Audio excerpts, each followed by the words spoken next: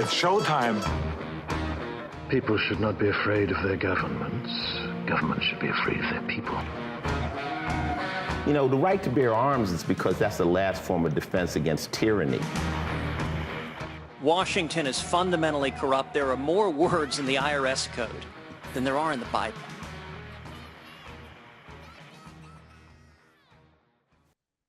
America heard around the world. You're listening to Blunt Force Truth. I'm your host, Mark Young, with my engineer standing by, Matt Umbarger. Matt, did you see Kamala Harris has picked a VP choice? I did.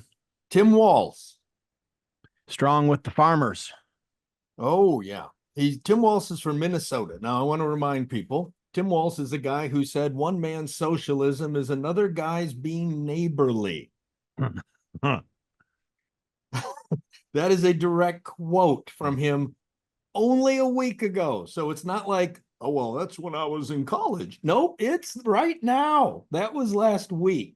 Yep. He is the guy who allowed Antifa and Black Lives Matters to burn Minneapolis to the ground, basically. That was where the first defund the police stuff was. That's where the defund the police movement happened. He is a confessed socialist. He is endorsed by Bernie Sanders and Elizabeth Warren, if that's any indication to what he is about. He is pro-open borders, pro-socialism. He's turned his state into a sanctuary state. What else? Oh, he's the guy who set up a task force where citizens could call in and rat people out if they weren't wearing a mask. That's right. Like a snitch on your neighbor. Right. He was the neighborhood snitch guy. Because if somebody wasn't wearing the mask that has been over and over scientifically debunked to mean nothing, if you weren't wearing the scientifically debunked mask, you could call the secret hotline and turn your friends and neighbors into the Minnesota Gestapo. Yep. So this is who Kamala Harris has picked. Now it's interesting. J.D. Vance came out and said, well, they picked him because the Democrats are so anti-Semitic. That's why they didn't pick Shapiro. I do think Shapiro presented a problem for Harris because Shapiro was getting booed at places where the far left terrorist wing of the Democratic Party shows up. Yep. But this guy, and this is what I think is interesting. Harris has been, so right now, the Democrats have been doing a great job because they have big tech in their corner, been doing a great job trying to sterilize Kamala Harris's past. They've been wiping out stories, wiping out videos of her. They have been getting rid of everything they can that demonstrates her very, very, very far left-wing beliefs and stuff. Mm-hmm. You know, higher taxes, open border, tax the rich. This guy, both him and her, Medicare for all. Big pro-abortion guy. And he's a huge pro-abortion guy. He is a abortion up to birth guy. He was with her when she visited an abortion clinic, and I think because she was like the first sitting VP to do that. Mm-hmm. He went with her. This was a while ago. What term is he in? Is second term? Yeah. So Harris has, in my mind, first off, she's claiming she picked him out because of chemistry. That she wanted somebody that she could spend a lot of time with and that she would gel with. So typically we pick people who have similar belief systems to ourselves. Sure. So as she's trying to pretend that she's moderate, she's really showing her hand here by picking what is probably one of the most left-wing governors in the nation. I think he sounds and looks like the people they're going after. You know, the people that's the advantage. He's this folksy looking 60-year-old white dude who is pretty plain spoken and has a smile and seems like he'd be a nice dinner guest. Yep. And the people that the left have lost that might not like Trump are gonna, be fooled effectively by who he is. And they're thinking that he's going, because they already have Minnesota, but they're thinking that he's going to help bring Wisconsin and Michigan. Michigan, Maybe Wisconsin. I don't know how big of an impact he's going to have here in Michigan. maybe Iowa, south of Minnesota. I don't know. Iowa would be pretty tough though, but in a time when the world, in my opinion, and our guests, we're going to talk about this, in a time when it appears that the world is acting to the right, it would appear that the Democrats are tacting harder to the left. And it defies all reason.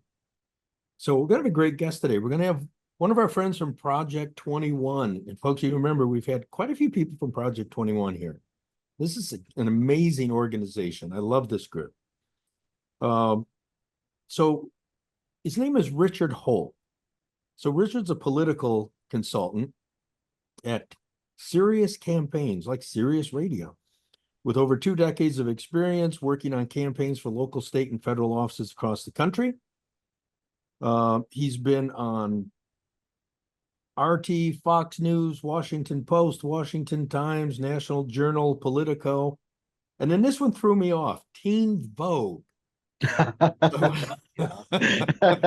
Like, what? Teen Vogue? I mean, Vogue itself is so far to the left. I can't even imagine where Teen Vogue is at. So Richard started, you got your start in politics a little bit similar to myself. I was actually just really super young and a teenager. And I'm older than you, my first presidential election I could vote in was Ronald Reagan. Okay. And good. And I was energized by Ronald Reagan because he made me feel good about being an American. He had that ability that made you realize that our best days were not behind us, that our future could be bigger than our past. And that's what I liked about him. And so I see you kind of got started the same way, and you have your own YouTube channel. So folks, well, let's get to the conversation, and keep in mind that Matt will take the show notes for today's show. So bluntforcetruth.com/Richard Holt. And you'll be able to find Richard's social media and his YouTube channel right there. So you can continue to follow him. So Richard, the topic we're going to talk about, we were just talking about swinging to the left. And it's interesting because I'll start here in the US. When you ask people how you do polling is very dependent on how you ask a question. So if I ask people the question, should we have red flag laws for gun ownership? And if I just pose the question as, should we have a way of checking out mentally disturbed people? Most people are going to say yes. Now, if I explain to them how a red flag law might work and how it could be used against them, now their opinion can change. So when we look at questions like, should we tax the rich? And polling data shows many Americans think we should tax the rich. But if I take the time to explain to people, do you know that the top 1% of America currently pays 40% of the entire federal budget? And then I say, how much more should they be taxed? Most people become reasonable again. Because most people say, oh, I didn't realize that. So it's a way they message. So it appears to me that the pendulum is very, very far to the left right now, and it is about to be let go and start to swing to the right. And again, it might swing all to the way to the right, and then it may come back down to, to gravity. But am I correct in that with what you see here in the US before we get to Europe? Do you believe that we're heavy left and we're swinging back? I think that Gen Z, my kids' generation, are libertarians. Yes. They're a stronger group of libertarians than we've seen since Goldwater in '64. And that's a huge change because they tend to be moderate in general on social issues, but they're fiscally conservative. They want to see they do believe in they do believe in justice, but they believe in fairness, probably more than any other group. And so, but they're libertarian. They see an overreaching authoritarian government from the right and the left, and they're looking for ways out of that. And so you're absolutely right. It's going to start to swing heavily to the right. We've got people losing faith in the left here just as much as in Europe, which we'll talk about in a minute. They're losing faith in left-wing policies. They're seeing them as a total failure. All of our cities, our major cities, are run by Democrats. And they're all crap holes. I don't think I can swear on your show, but they're all crap holes. We're a grown-up show, but yes, I get your Yeah, they're, you know, they're and they slums are. and they're dumps. They're dumps. I was in New York City 2 weeks ago. Garbage everywhere. I just thought this was your typical, extremist. I didn't actually believe that there would be garbage everywhere. And I was piled up on the shocked. streets. Oh, yeah. It was piled up on the streets, even in the nice parts of towns. It's just dirty. It's just dirty. I was afraid I was going to get tetanus. And By the way, I and- was at Fox News the night that literally just got there when Trump's verdict came in. And Oh, I wow. was at Fox headquarters. And I stayed at the hotel across the street. The Hard Rock Cafe is right across the street from Fox. When I walked out of the Hard Rock Cafe to go over to Fox headquarters, I could not evade the weed smoke. Oh, right. Just wafting in the air on the streets of New York. Mm-hmm. All you could smell was just weed up and down the street. Yeah, it's everywhere. It's everywhere. And this is just a symbol of the kind of degradation I think we're seeing in our culture. And I think it's been hard for us to put pin of points on it. We want to blame the left. There's just a lot happening in America. And we're seeing a serious decline in our culture. And the left is getting the blame for a big part of that because they are responsible for it. And when you see the greatest examples of left-wing policies in America are the cities and their disasters, the next generation is picking up on that. And I think that's the swing to the right that we're going to see. We're going to see a stronger urge to the right, but we're also forgetting that all these immigrants that are running across our border, well, the ones who enter legally and eventually get the right to vote, they're conservatives. They don't believe in these left-wing policies either. Their kids will be conservatives and so forth. So that's also going to encourage a tilt to the right once the dust settles with that issue. So whatever happened with America being a meritocracy? Oh, that kind of went down the drain, before Jefferson was even dead. So it's good in principle, but I think we abandoned that idea. I think it went away with the same kinds of people who wanted to create a public school system to make a good worker. Because as long as we put the people out and they don't ask too many questions, we can continue to rule them. And so I think the idea of meritocracy went out the window a long time ago. But in some regard, we've still been somewhat of a meritocracy.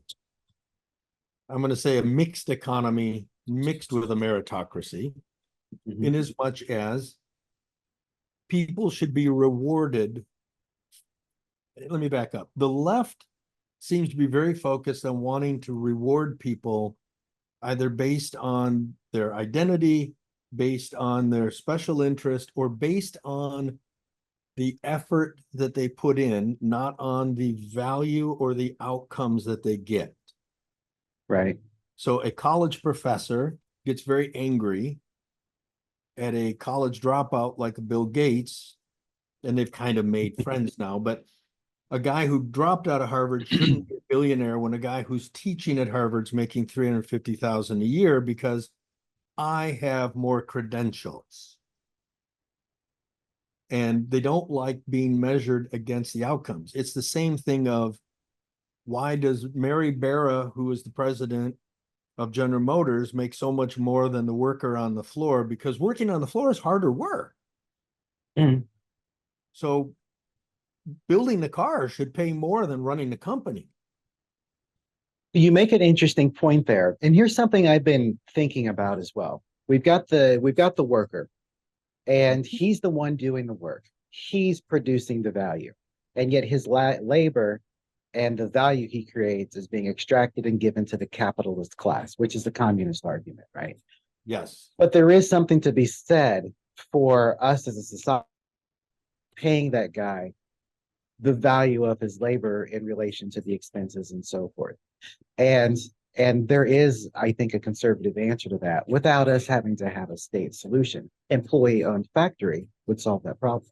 Employee-owned McDonald's would solve that problem. I think we need more of that. We need more employee ownership, because I think that is something that solves this issue of workers having to fight over $15 or $16 an hour at the ballot box, when really, if they were getting the value that they produced, there would be a non-discussion. We wouldn't need to have that conversation. And so we've really gone wrong in that regards, I think, with how the workers are receiving the fruits of their labors. So you make a good point there. But when we look at something like an ESOP, Mhm. which is an employee stock ownership program, is a way for employees to own part of a company. Now the employees have to put money in and they have to take part of the risk. Right. So, and that's the thing that they struggle with, which is, I'm doing the work, I'm making the value, you're getting the money. Except the entrepreneur, let's say it's an entrepreneurial company, is the one who took all the risk, put all the money up, Mhm. and has a skill set, the vision and the skill set to organize that company and to make that company run, that the worker doesn't have. And it's funny because, like, you'll see Bernie Sanders, which will be always screaming about, the CEO shouldn't be making, 500 times more than the worker on the bottom. But he has no problem with LeBron James having a $50 million basketball contract. Right. Yeah, I agree. So something that in thinking about this, I don't think the answer to the auto worker not getting the value is to just take it away from the CEO. That's not the Right. answer necessarily. I think it may be a natural consequence of it, but we're not taking the guy all the way down. Taxing 90% of his income is certainly not the answer. And so the left has the idea that, well, of course, the answer to that is to tax the CEO at 90%, and we'll take his tax money and then give these workers who don't have anything good stuff with all their money, their extracted labor and resources. And all you're really doing is trading who's stealing the resources from the worker. And so that doesn't solve the problem either. We just need the socialism. company to pay them more. That's it. We just need the company to want to pay them more, or just like you said. And how do you do that though? And so that's where we get the left, where they say, well, we'll make the government do it, and we'll send people, and if they don't do it, then we'll just put a gun to their head, and if they don't like it, then too bad. And I think we as a society would have to have that as a value, and agree as a community. Hey, I'm going to open up this franchise restaurant. I want the workers to go in with me. I'm going to share a little bit of this, and we have seen that with a few small companies in California have experimented with that kind of thing. But we can't force people to do that. Anytime the government gets involved in anything, Mm-hmm. it's worse, it gets less efficient, and it costs more to produce. Right. Always. The government does not add value to anything. So what I try to explain to people is that labor is the equivalent of a commodity. Oh, So yeah, equate absolutely. labor to gold. So gold is $2,400 an ounce today. Why is gold $2,400 an ounce? Because it is scarce.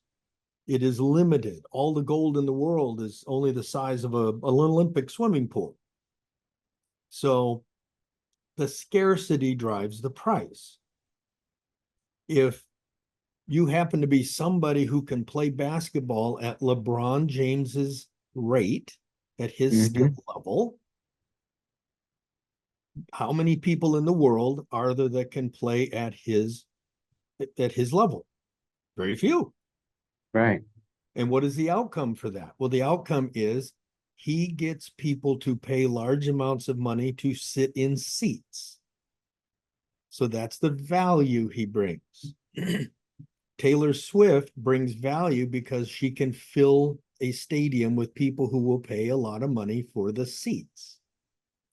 When we think about a fast food worker, it's getting people to understand how many millions of people in America can make French fries. Oh, Millions. Right. So there's no scarcity. Mm-hmm. So without the scarcity, the value drops. So it's trying to get people to understand. We look at these, fight for 15, which now they've got, but people talking about working at a McDonald's isn't a livable wage to raise a family. It's not intended to be a livable wage to raise a family. It's a job for a teenager. Job. Mm-hmm. Exactly.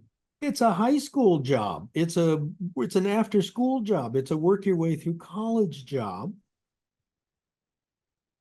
And the idea is go learn skills that make you scarcer.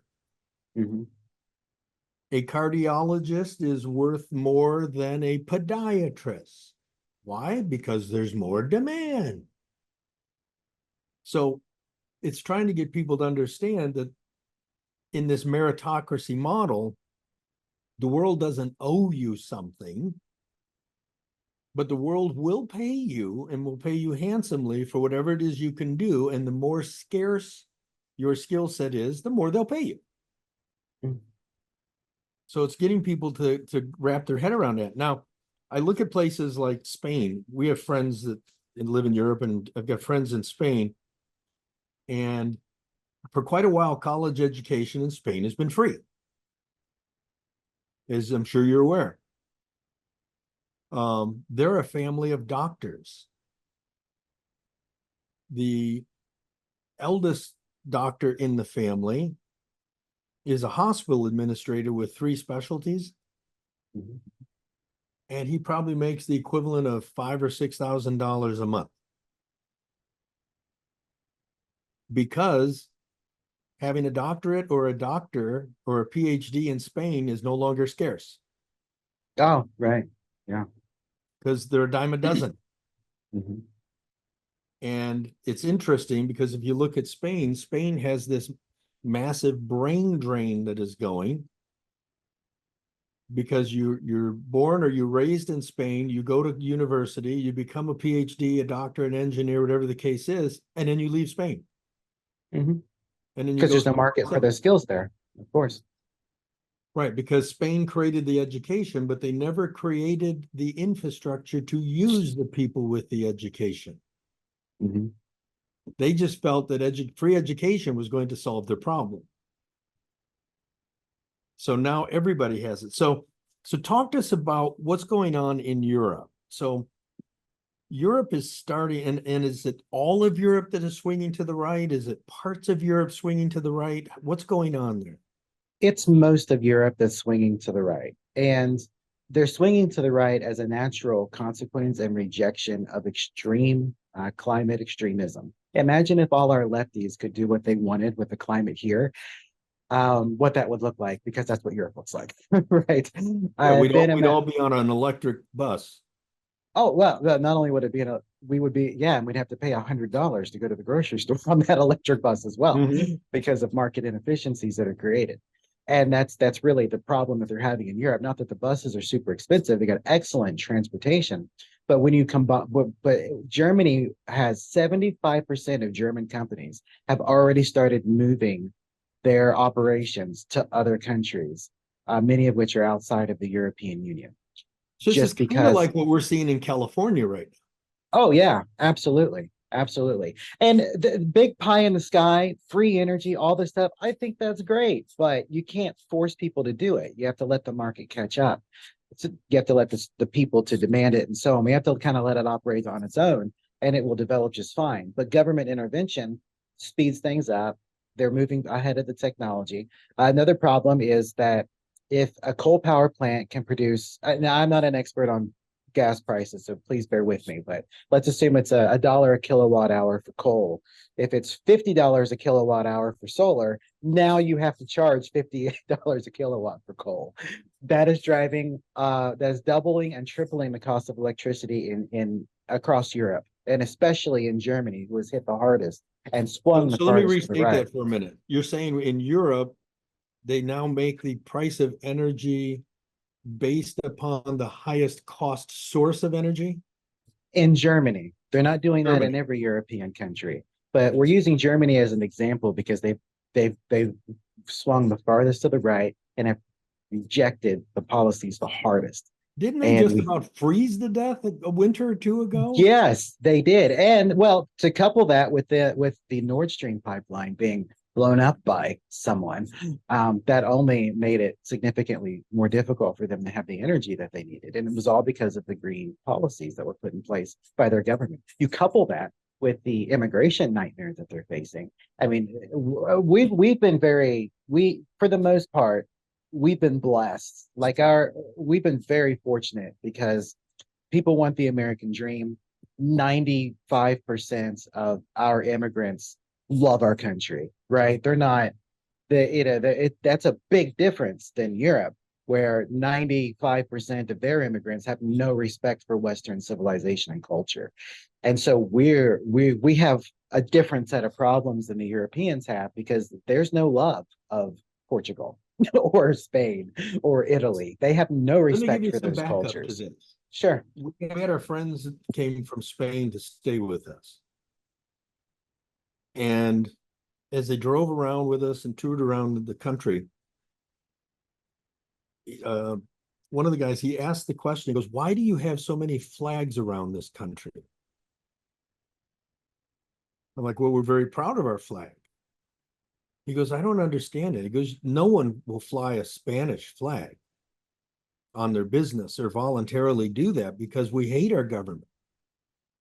And we're trying to explain Yeah. to them that our flag doesn't represent the government, that our flag is a symbol of our nation, not a symbol of the current administration of the government. They were completely dumbfounded by this. I mean, just the idea that we take pride, this is kind of backing up what you're saying, the idea that we take pride that this is America and we're Americans was foreign to them. Why are you excited about your country? And you're absolutely right. They're not excited about their countries as a rule, are they? No, they're not. And I was really, maybe this is an extreme example, but when you look at the conflict with Ukraine and Russia, and there's conflict, everything else set aside, when 9/11 happened, I enlisted the next day. Okay. We went to fight. Nobody fled the country. Okay. You've got this conflict over here, both sides. 300,000 people had left Russia within like the first 2 weeks. You had a similar set of numbers from Ukraine. They didn't stay. Russia had to stop immigration. They did. Stop people from leaving. They did. And Ukrainians had to do it too. In fact, the Ukrainians are even trying to get European governments to track down their men and send them back. Right? No American would have done that. No American would have done that. And most of the world is like that. They don't have the love of country that we have because we're a people and a nation. And I don't think people really understand that. And for them, they're just shopping around countries for who will give them the best deal. And that's one thing with the Shenzhen zone. I'm pronouncing it wrong, but it's the zone that was created for immigration, and part of being part of the EU is that if you live in Germany, you can easily migrate to Spain whenever you want. Right. No questions Open asked. borders within the EU. So now these EU nations are competing with one another for citizens because there's no loyalty to the country. And that's what's happening to Spain. The Spanish doctors all get up and head to the UK. Right. Yeah. And it says a lot that they're not tied down or they don't think of it. And perhaps it's regionalism. It happens. I don't think of myself as an Ohioan, and where are you from actually? You as a Texan, I get Michigan. I'm in Michigan. Michigan. Oh, okay, you're not too far. Yeah, right. Michigan We're and Florida, Americans. actually. Michigan and Right. Florida. Michigan The and free Florida. state of Okay. Florida. I relate more to the free state of Florida than I do my home state of Michigan. Oh yeah. Michigan. Yeah, yeah, I understand. I have a home in It's both places, and COVID in Michigan was this insane experience. uh-huh. And I headed down to my home in Florida, and it was like, okay, well, life's normal here. Mhm. And as you know, remember Yeah. we were supposed to have the winter of death when Biden said all of us who were not vaccinated were all going to drop dead that winter. Right. Of course we didn't. And we didn't. And Florida was just doing fine.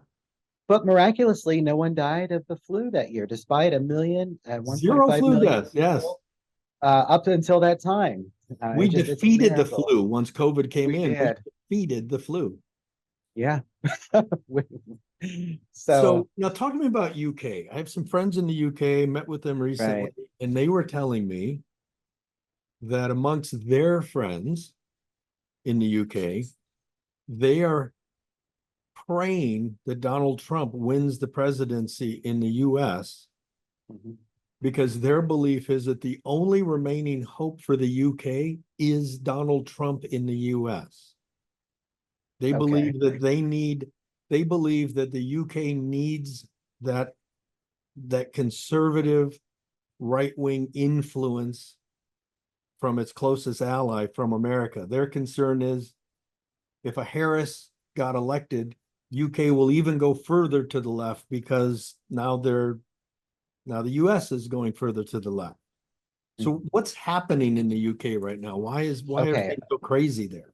So before, in the most recent elections, their issues were a little different because they left the EU. They didn't have the immigration issue that was the crux of their problem at the time of the election. I know there's been some stuff happening in the last few days there, but so at the time, their top issue was their health system.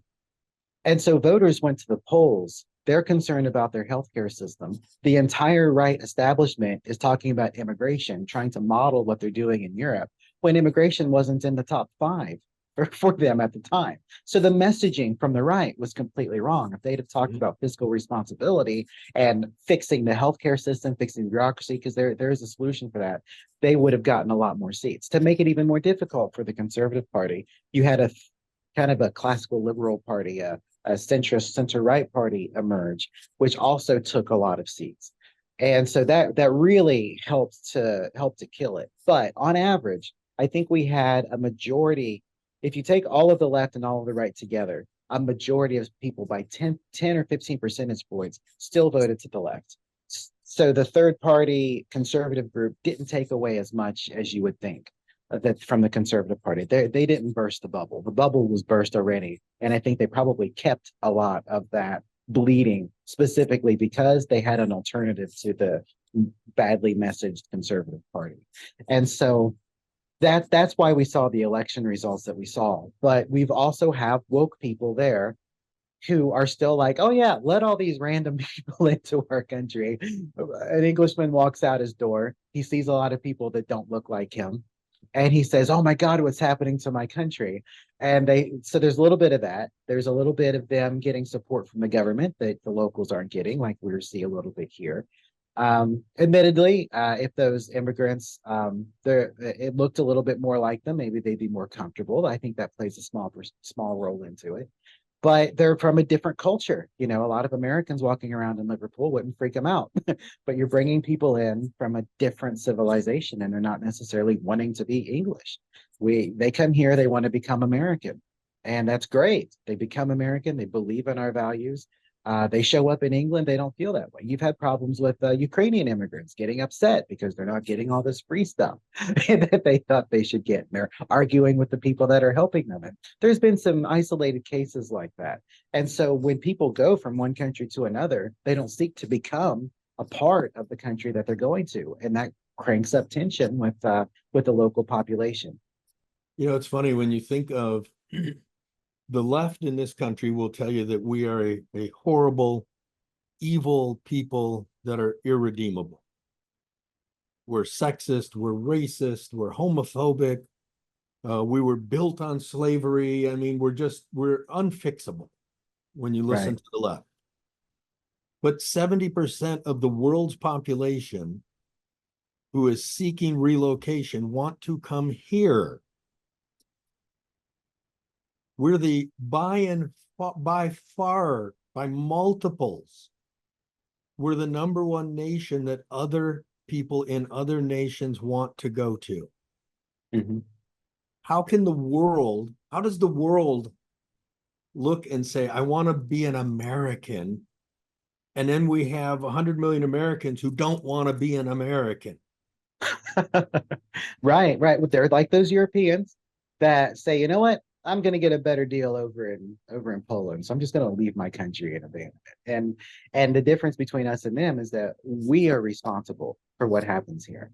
It's debatable how much control they have over their government, but in our government, we're responsible if we look at our street and see something needs to be fixed. It's up to us to walk down. We call our city councilman. Hey, there's a problem. Hey, send a road crew here. Can you get here when you can? We do that. Other people in other countries, they don't do that. And that's why, and even if they tried, they wouldn't get an answer. So Yeah, why are people not flooding? Yeah. Why are people not charging the border to get out of America?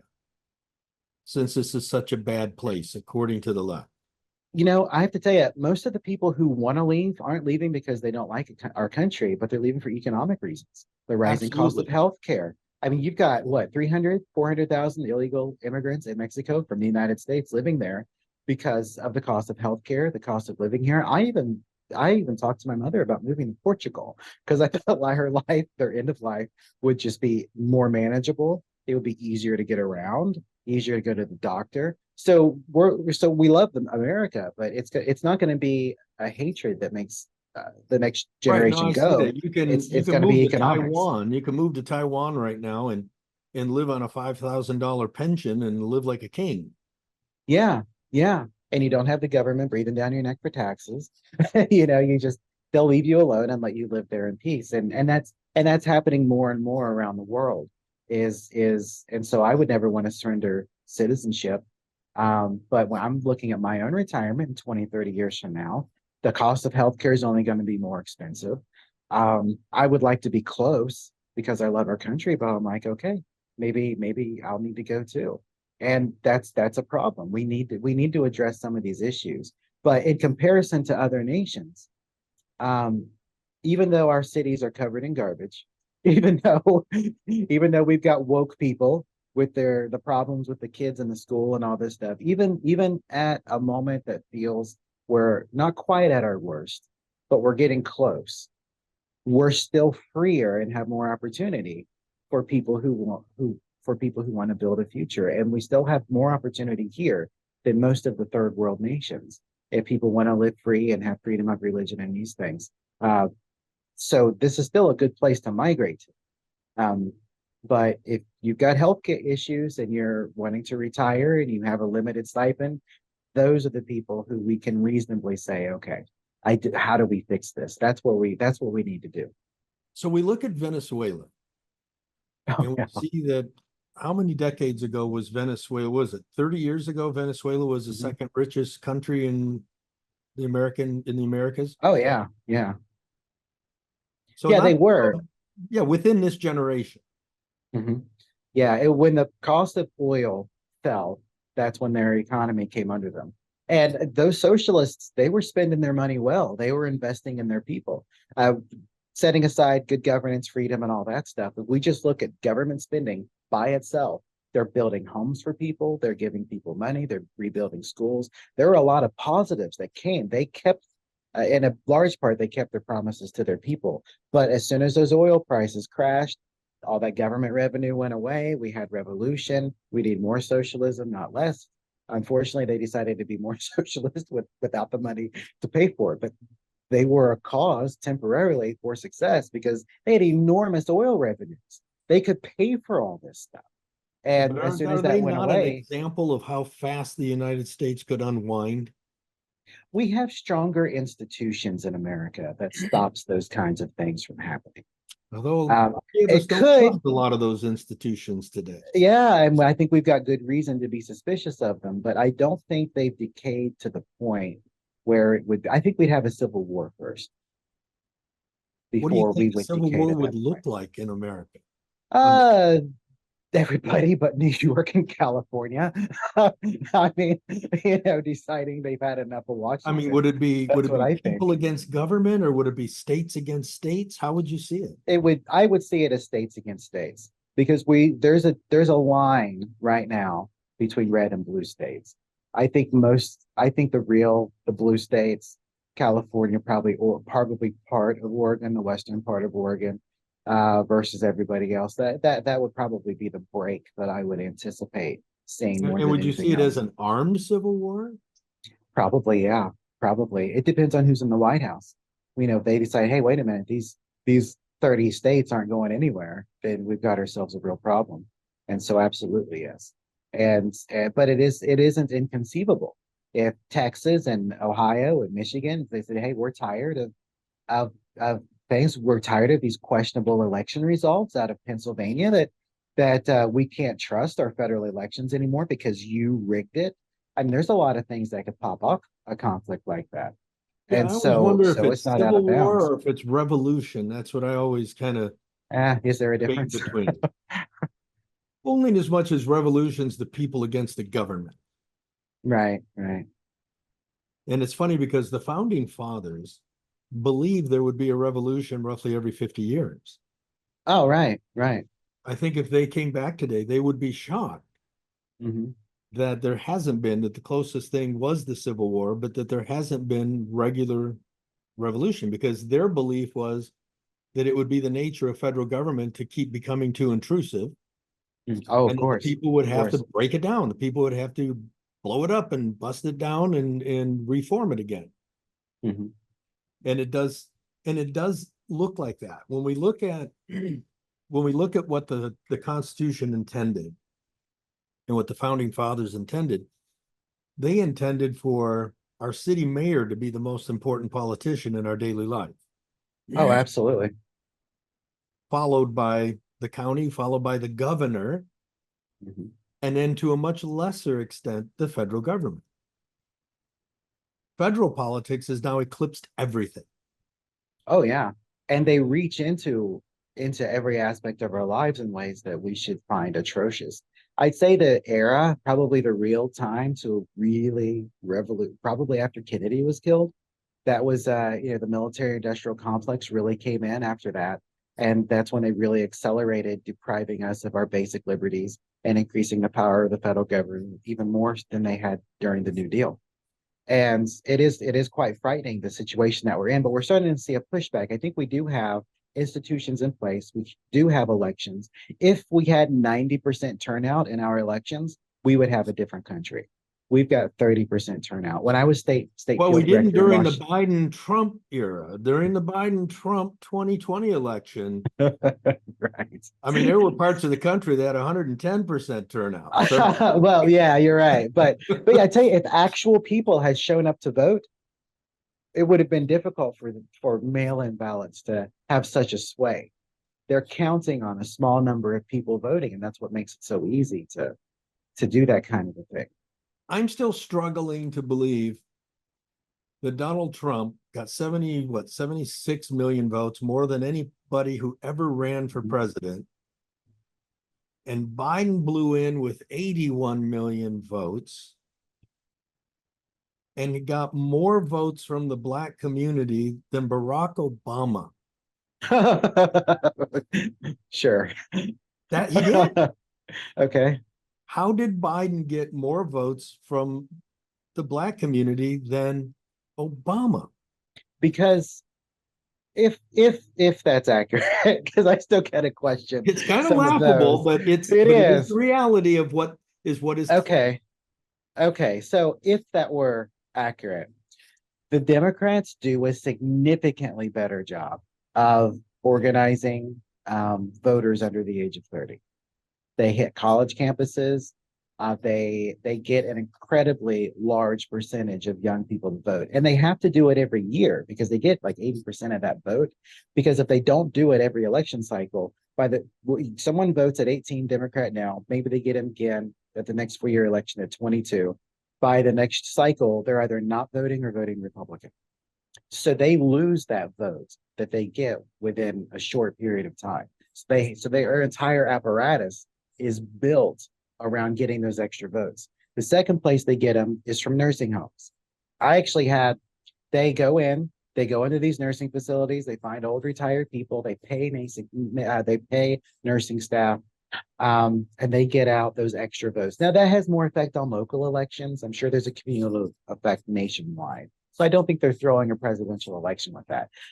But they are having great influence on most of our local elections or congressional elections with this kind of voter activity. And it's not just the party. They have third-party groups, they have political action committees, and the best of all, they get unions out. Unions can give all this support. They tell their employees, hey, we'll give you the day off of the factory. You need to go out and knock on doors for this candidate and talk to people in your community.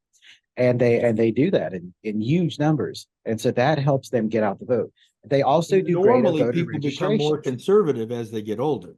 Exactly, which is why we don't have to work as hard, because people naturally come to us, or they're so pissed off by the time they're 60 that they're screw the government and they vote for us anyway. So we get a large number of people naturally just through our fiscal conservatism.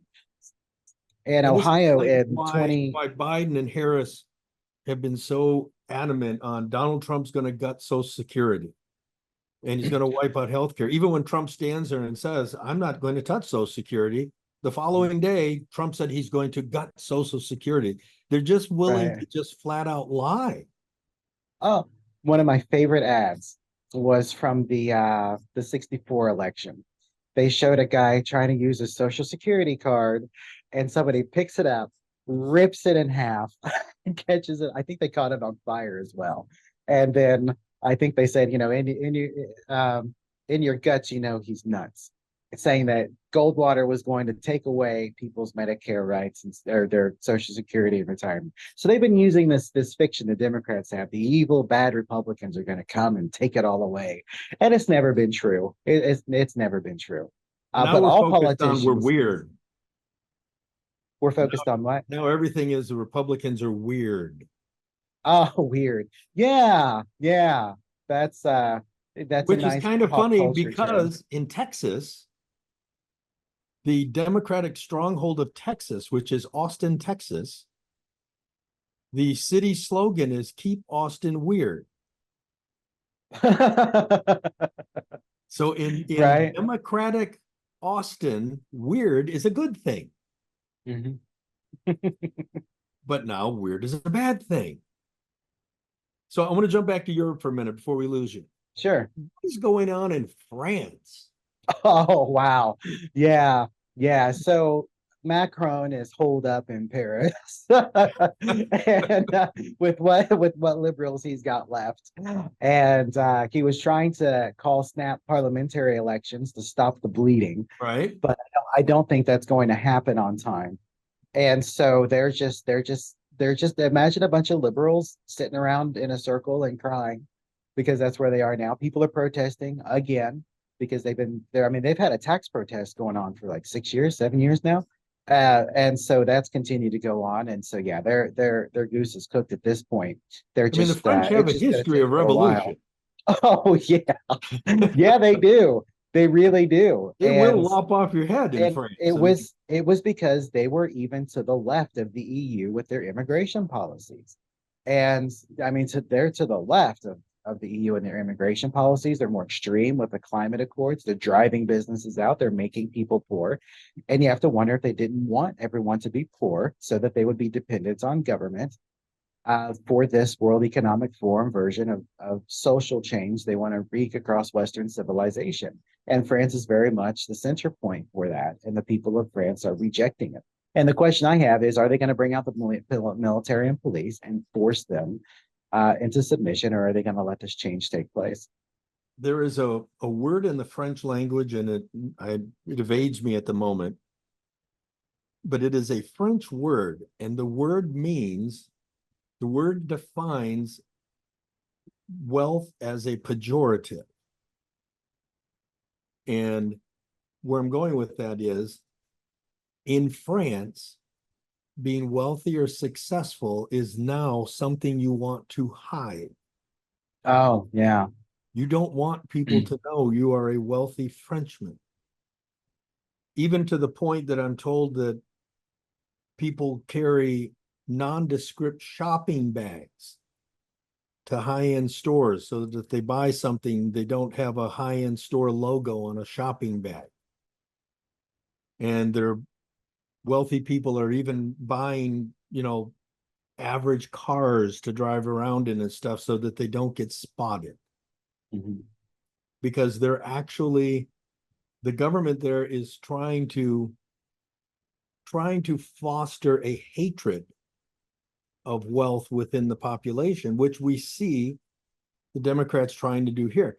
It's so funny because as a nation, we used to celebrate people who were successful. Right. We thought an Elon Musk was amazing, or a Tom Edison was amazing, or a Henry Ford. And as a kid, I always looked at these role models like, wow, these guys came from nothing too. That means I can do some really cool stuff. Because they were just average people like me.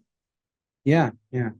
And now we are trying to get our people to hate these people who succeed. And you know why? The Berlin Wall fell. Mm-hmm. There were still operatives all over Western civilization, all over the planet. American sympathizers, French sympathizers, German sympathizers, all of whom still believed that communism could work, who believed in taking Western civilization to the left and saving us from the evil capitalists. Those people were still in place. They're still at universities. They're still working at these factories. They're still in the Democratic Party. They still believe it, and they're still trying to bring it about. Why do That's they what they believe want. it? It's never worked any place in the world. You know, it's because they want control, most importantly. I think they want control. The second thing they want is they truly believe in the ideology. They believe in taking humanity to the next stages requires us to do this. And I think that's why they're doing it. I think at some point it seems illogical to continue to believe it, but it became their religion. It became what they believed in more than anything else.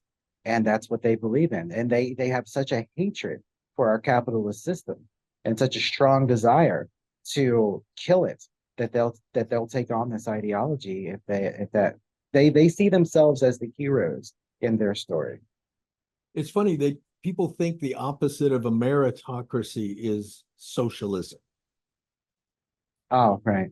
And if you really look at a meritocracy, the opposite of it is nepotism, cronyism, and favoritism. Mm-hmm. That's the real outcome. And you see that any place where you have socialism or communism, everything is nepotism and favoritism. I think we have a similar problem in America. We really do. I agree. Because we keep trying to kill having a merit-based society. We do. Yeah, absolutely. We're against this meritocracy or this merit-based idea of the people who produce the most get the most. Mm-hmm. So in France, what's going on immigration-wise? I'm understanding, it's been a while since I've been there, but I understand that they have cities there that they've completely lost control of now to like Sharia law and such. Is that actually going on there? It's not as bad as they sound. I think that's more of a problem in England, but Okay. yeah, which is contributing to some of this, where you've got whole blocks that are controlled by people imposing Sharia law, and the police are afraid to go in. That is a real thing. I don't think that's necessarily as bad in France. In France, they brought them into their schools, they brought them into their communities. And there's a lot of anger and frustration for some of the migrants, especially the African migrants who are French. They're from French colonies and so forth. And so I think the situation in France is a little different. It's those others who are coming in, the ones they're letting come in from other places of the Middle East, that have created these kind of zones where they try to set up little fiefdoms, and that is becoming a problem. And the question is, how many of the French Africans are coming in and really participating in that? I can't see it being as bad as you would think. I think they believe a little bit in freedom and whatnot, but it is true. It is true. There are Muslims actively across Europe trying to create these little fiefdoms. They're not improving society. They're decaying it. It is a problem. It may not be as bad as the media makes it sound, but it will be. Richard, do you have a prediction for our election in November? Yeah, actually, I'm kind of in the air. I'm looking at it because I think it would be difficult for I knew it was gonna be close for Trump even against Biden, but with them now ratcheting up the male versus women, and then JD Vance having a message, not that I disagree with his message, but it isn't contrary with the kind of MAGA conservatism. Yeah, I think you may have some people who decide to sit at home because they don't like him, and I think that hurts the ticket quite a bit. And so at this point, I'm not really sure. I think right now, what would be more questionable is how many seats we can take back in the Congress. I think that would be important. Will we be able to take back the Senate? I think there's a real possibility we can take back the Senate and the House. And I think that's really strong, because if in Ohio, for example, we take out Sherrod Brown, that would help quite a bit in beginning that process. And if we can hang on to Congress and then gain a few more seats, I think that's entirely possible as well. So that would be great. Michigan. I think we got a shot here in Michigan of getting a Republican senator. Oh yeah, absolutely. Absolutely. Especially with the extra turnout that we're going to have for the Trump election. But I don't know if the Michigan, there's a little bit, if they get organized, if the conservatives and the Republican groups and the PACs get organized and do their field work properly and efficiently and do it well, and they're able to get the vote out, then yes. But there's not really a lot of faith in their ability to do that in Michigan. So tell everybody a little bit, before we let you go, tell everybody a little bit about Project 21 and about your YouTube channel. Yeah, so Project 21 was established, I think it was around 25 years ago, because there just weren't a lot of minorities who were conservatives given a chance to speak in front of the media. And we wanted to show, yes, we did exist. The Republican Party or the conservative movement, I should say, was not just a white Christian gun club. It's a big tent where everybody's welcome. And so Horace Cooper and a few others got together and decided to create a think tank with the National Center for Public Policy Research, where we could appear before the media, work on legislation. In fact, members of Project 21 were at the forefront of criminal justice reform once the Trump administration had gone on, and had been trying to get this done for previous administrations, by the way. But Trump took the meeting and made it happen. So credit to him for that. And so Project 21 tries to do a lot of media appearances, and people can see that the Republican Party is not only a white man's club. Do you take abuse for being a conservative black male? I think the worst situation was when a white liberal spit in my face and called me a nigger. That was probably the worst and most extreme example. That's happened a couple times. I grew up in Appalachia, supposedly where you kind of a thing to happen every day. And it did not happen until I was face to face in Cincinnati against a white liberal. And that's just the way they are. If you agree with them, they like it. But as soon as you start to disagree with them, well, now you're the N-word. And that's what we are to white liberals. Didn't Malcolm X say the biggest danger for Black America was white liberals? Yes. And he was right. And not necessarily because conservatives weren't racist, he said, but conservatives will tell you what they really think and what they're really going to do. So they're not going to smile at you with a fake smile and pat you on the back and give you hugs and kisses and then stab you in the back. And so that's what Brother Malcolm had to say about that. But my YouTube channel, I really was inspired to start my YouTube channel, not only because of the work with Project 21, which is policy focused, but also to encourage average Americans to run for office. They need to know how to do it. And as a political consultant, knowing other consultants, I don't like other consultants, by the way. So you show people the steps to do that in your YouTube Yes. channel? I that's want, if amazing. you want to run for office tomorrow, I want you to be able to come to my YouTube channel and see step by step what to do so that you don't need the party unless you want to work with them. That's great, but that can be problematic in some places. So people need to know how to run for office. They need a resource so that they know what to do, how to file, how to do mail. From start to finish, I want people to know how to run And for you're office talking so about regular run people for can do city it. council, run for school board, run for, Congress, you know, even. run for a Congress, you know, or Congress, Mhm. but run for, you know, a county, you know, not a county executive, but a county trustee even. Yeah, exactly. I mean, there are thousands of elections in America where somebody wins because they're the only candidate that bothered to file. And they're the only candidate that bothered to file because people don't know how to run for office. A lot Or of they call the, judgeships like that, isn't there? oh, yeah, almost every judgeship is like that. I Almost actually every consider that. judgeship. I've actually threatened people that if I ever retire, I'm just going to go find a place and run for judge. Yeah. Yeah. Because most people don't realize you do not have to be a lawyer to be a judge. Right. Most people don't know, or to be a magistrate, Right. as well. Uh-huh. They actually So get a judge school for a couple of weeks. yeah, yeah. But it has been, running for office has become so industrialized and so expensive that people just can't afford to even sit down with a professional like me to have that conversation. So I thought, you know what, let's show people how to do it. If they really need help, sure they can hire me or a professional. But for the basics, get through a county commissioner race, maybe even through a congressional race, I hope to offer that advice and that step by step for them there. Now, what's the name of the YouTube channel? It's Rich Holt, Okay. RICHHOLT. All right. We'll have links to it in the show notes. Are you active on any of the social media platforms? Not really. Not really. I'm on TikTok Mostly quite a YouTube. bit nowadays and protest. But I just post clips of my YouTube videos there. So that's it. Well, Rich, it was great having you here. I hope you come back with us sometime. All And right. Thanks. I folks, appreciate the invite. make sure you check out the YouTube channel and listen to what Rich just said. There are all these little offices that the left is killing us on. Mhm. They're grabbing the city council seats. They're grabbing the school board seats. This is why you can see a relatively conservative city all of a sudden have this crazy school board that wants to do all kinds of stuff because the left captured the school board, even though the city is conservative. And a lot of these races you can get involved with and you've got a real shot at if you do the right thing. So go to the YouTube channel and get involved. I mean, and by the way, I do understand a lot of people are looking at politics today saying, why would I want to get myself exposed to all that abuse? Right, right. But remember, when you're running for school board, you probably don't have an army of investigators that are, you know, chasing your life all the way back down to kindergarten to find out when you got, you know, punished in the second grade for swearing or something. That's kind of not at that level. That's kind of at the higher levels Right. when you see that level of craziness.